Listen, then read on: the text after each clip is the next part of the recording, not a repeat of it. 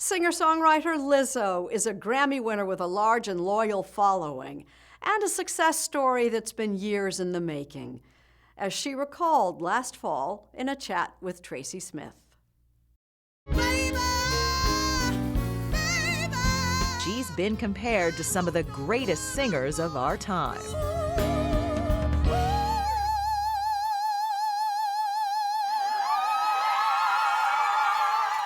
And now you know why. I'm crying 'cause Her name is Melissa Jefferson, but she's known by her childhood nickname, Lizzo. And you might say she's on a roll. She's still riding the wave of an acclaimed new album.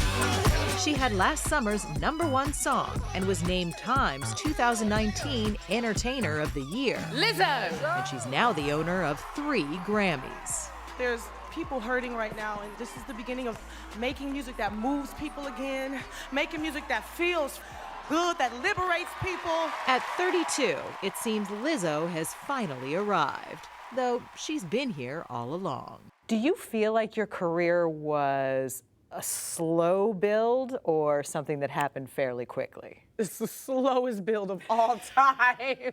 It's the slowest burn. I've done so many tours, but would I have been able to maintain this type of mainstream success 10 years ago?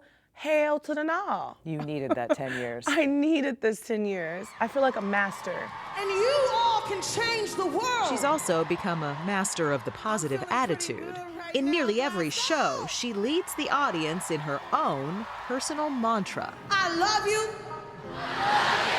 You are beautiful.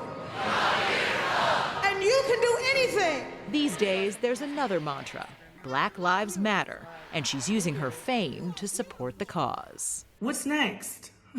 How are we pushing this conversation forward towards progress? As much as anyone, Lizzo knows how powerful words can be after a lifetime spent listening to mean or even well-meaning comments about her weight. It's like a little mosquito bite. Somebody's like, well, you a big girl, so you can never have short hair. You always gotta have a big hair because you're a big girl. And they say that lovingly, but I'm like, that's a little mosquito bite. You don't even know it's there, but soon you look up, you're covered in mosquito bites, and you're like, oh my God, I have all of these things, but they were so normalized to me because they were so innocent. People meant well. They meant well, but I had to like peel back a lot of layers. But it didn't start out that way. Lizzo was born in Detroit and grew up in the Houston suburbs. I would walk to my best friend's house and we played Spice Girls and we made our own little girl groups. She learned flute as a teen and says that her band director at Elsick High School, Manny Gonzalez, helped give her the focus she needed. I've had a lot of talks with my band director in here where he was like, you're always late, you're always daydreaming, but you're so talented, get it together. And those talks really impacted me, even though I was probably like... He was formative to you, right? Yes. He was, I mean, he was like... We brought him back.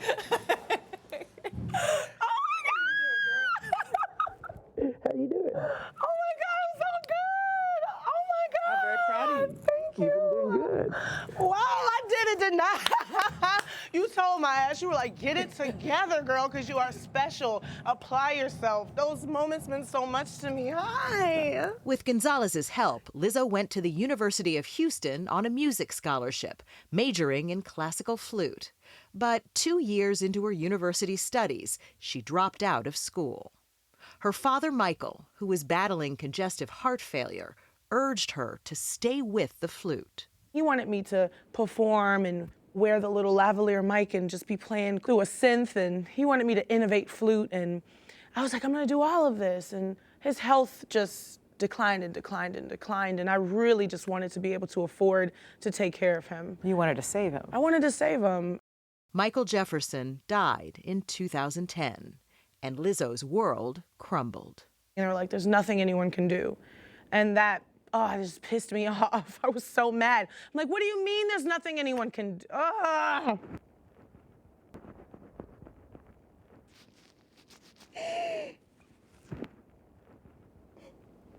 sorry.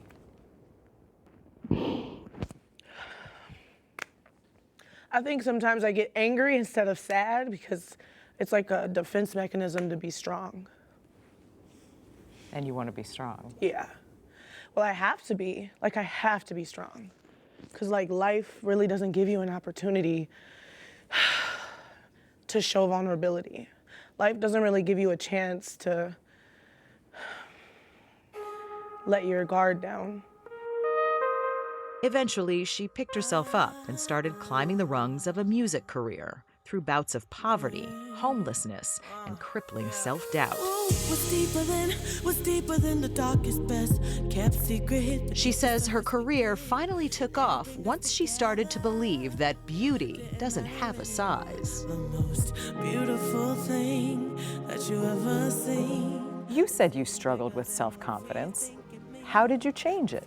It's not something that you really change. It's something that you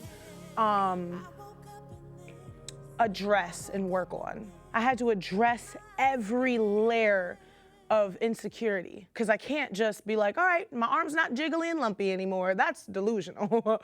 You have to be like, that's not ugly to me anymore, and it's not wrong to me. It's beautiful to me. And I think that is why I'm able to call myself fat, and people are like, no. Even my friends, I'll be like, bitch, you know I'm fat. And I'm like, don't say no. I am fat, I am beautiful. I think it's because I learned to actually look all of my insecurities in the face, call them by their name, and fall in love with them. Which is a process. This hasn't ended yet, It ain't right? over. It's a daily exercise. I'm still doing it right now. And shout out the flood! Last summer, Lizzo went back to the University of Houston. I want to play a Piccolo so bad. But I'm scared because, I got lip gloss on.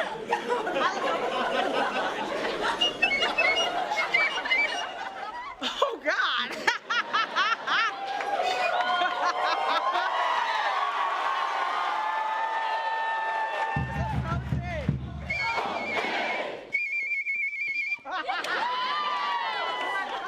The school's most famous dropout has become a role model. You're not supposed to be happy all the time. You're not supposed to know what you're doing all the time, especially at this age. But not knowing what you're doing has nothing to do with where you're going. So I want you to know that. Cherish your journey and respect your journey. And keep playing your instrument, man, because people jealous of me, because I still play. And now, after reaching the top, it seems Lizzo's goal is to pull others up with her. Hopefully, by existing, there can just be more opportunities for people that look like me that are, beyond what a trend is, and that they're there on the merit of their talent, they're there on the merit of their beauty, and they're there because they're good enough. Just like you are. Yeah, I'm great.